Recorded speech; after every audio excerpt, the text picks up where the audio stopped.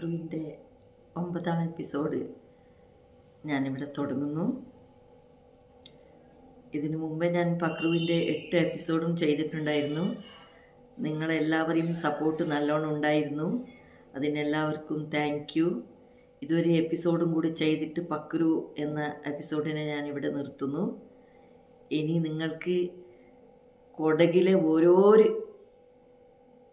നാടിനെ പറ്റിയും കൊടകിൻ്റെ ഓരോരോ കൾച്ചറിനെ പറ്റിയും കൊടകിൻ്റെ ഓരോരോ ഫുഡിനെ പറ്റിയും ഞാൻ നിങ്ങൾക്ക് ഓരോരോ വീഡിയോ ആക്കിയിട്ട് ഞാൻ നിങ്ങളുടെ മുമ്പിൽ വരാം. അപ്പോൾ ഇതോടുകൂടി ഒരു എപ്പിസോഡും കൂടി ആയിട്ട് പക്രുവിൻ്റെ എപ്പിസോഡിനെ ഞാൻ നിർത്താൻ പോകുന്നു. പക്രു ആദ്യം പറഞ്ഞ പോലെ തന്നെ പക്രു ഓരോരോ അബദ്ധങ്ങളും ചെയ്യുന്നുണ്ടായി എന്ന് പറഞ്ഞ പോലെ തന്നെ അപ്പോൾ പക്രു ഒരു ദിവസം പക്രു എവിടെയെങ്കിലും പോകുമ്പോൾ ഇങ്ങനെ പുറത്ത് പോകുമ്പോൾ കുളിച്ചിട്ടുണ്ടെങ്കിലും കാലും കൈയും എല്ലാം കഴുകി വൃത്തിയാക്കിയിട്ടേ വീണ്ടും അവൻ ഡ്രസ്സ് ചെയ്യുള്ളൂ. അപ്പോൾ ഒരു ദിവസം ഇതേപോലെ അവൻ നിസ്കരിക്കാൻ വേണ്ടി സാധാരണ ഒളു കൊടുക്കുന്ന പോലെ ഒളു എല്ലാം കൊടുത്ത് അവൻ നിസ്കരിക്കാൻ നിന്ന് അവൻ നിസ്കരിച്ച് ഇങ്ങനെ കുനിയുമ്പോഴാണ് അവനക്ക് മനസ്സിലാകുന്നത് അവന് കാലും കൈയെല്ലാം വന്നിട്ട് നേരെ എടുത്തിട്ടിട്ടുള്ളത് ഒളു കൊടുത്തിട്ട് വന്നിട്ട് അവൻ ഇട്ടിട്ടുള്ളത് ഹെൽമെറ്റാണ്. അപ്പം ഇങ്ങനെ കുനിയുമ്പോഴാണ് അവൻ്റെ തലേന്ന് ഹെൽമെറ്റ് വീഴുമ്പോഴാണ് അവനക്ക് മനസ്സിലാകുന്നത് തൊപ്പിയെല്ലാം ഇട്ടിട്ടുള്ളത് അവന് ഹെൽമെറ്റാണ്. അങ്ങനത്തെ ഓരോരോ ബുദ്ധിമോശ ഈ പക്രു ചെയ്യുക. എന്നിട്ട് ആ ഹെൽമെറ്റ് ഇട്ടിട്ട് തന്നെ അവന് നമസ്കാരം പൂർത്തിയാക്കി.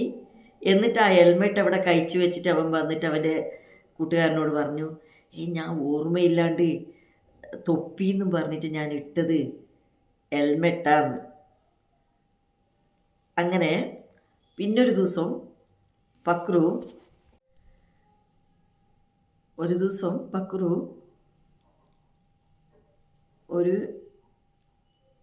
അവൻ ജോലി ചെയ്യുന്ന കോട്ടേജിലേക്ക് ഒരു ഗസ്റ്റ് വന്ന്. അപ്പോൾ അവർ പക്രുവിനോട് ചോദിച്ചു, അവർ ഹിന്ദിക്കാർ ദോശ മില്ലെങ്കിക്ക ദോശ എന്ന് ചോദിച്ചു. അപ്പോൾ ഇവനിക്ക് ഹിന്ദിയിൽ ഇല്ല ദോശ ഇല്ല എന്ന് പറയാൻ എങ്ങനെ പറയണ്ടതെന്ന് ഇവൻ അറിയില്ല. അപ്പോൾ ഇവൻ്റെ ഭാഷയിൽ ദോശ ബാറ്റർ, ദോശൻ്റെ മാവിന് പിട്ട് എന്നാണ് പറയുക. ഇവന് പിട്ട്, അപ്പോൾ അതിൻ്റെ അർത്ഥം മാവ് എന്നാണ്. അപ്പോൾ അവനോട് ഈ പക്രു പറഞ്ഞു, ദോശ നല്ലാക്കിയിട്ട് പറഞ്ഞു, പിട്ട് നൈ സർ. അപ്പോൾ അവൻ ചോദിച്ചു, പിട്ട് പിട്ട് പോലെ തോ ക്യാ ഹേ എന്ന് ചോദിച്ചു. അപ്പോൾ ഇവൻ കാണിച്ചു കൊടുത്ത്, പിട്ട് സർ പിട്ട് നയ്യേന്ന്. അപ്പോൾ അവനിക്ക് ഈ പിട്ട് എന്ന് പറഞ്ഞാൽ എന്താണെന്ന് അറിയില്ലല്ലോ. അപ്പോൾ അവൻ വീണ്ടും ചോദിച്ചു, പിട്ട് ക്യായേ നെയ്നേ മുझे ദോശ ചായേ ദോശ മിലേങ്കെ ക്യാ എന്ന് ചോദിച്ചു.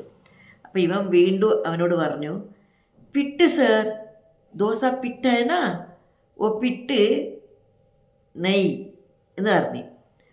അപ്പോൾ അവനിക്കിത് മനസ്സിലായില്ല.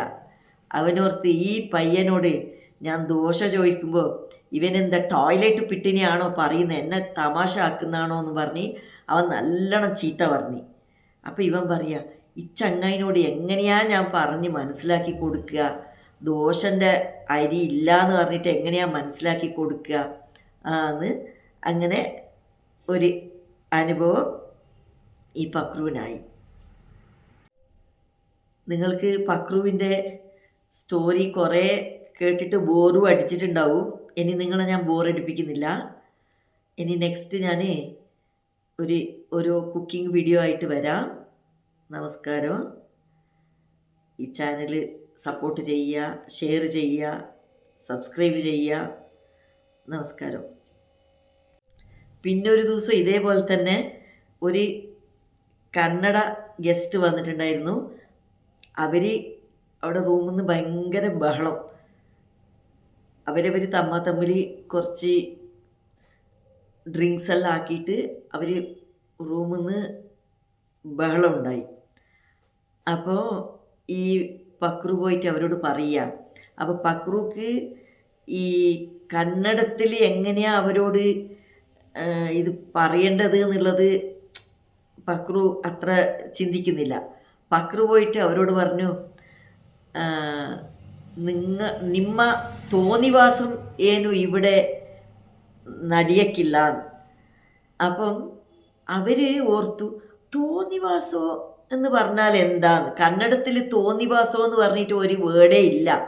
പക്ഷെ ഇവന് അവരോട് പറയുക, ನಿಮ್ಮ തോന്നിവാസം ഇല്ലി നടിയക്കില്ല.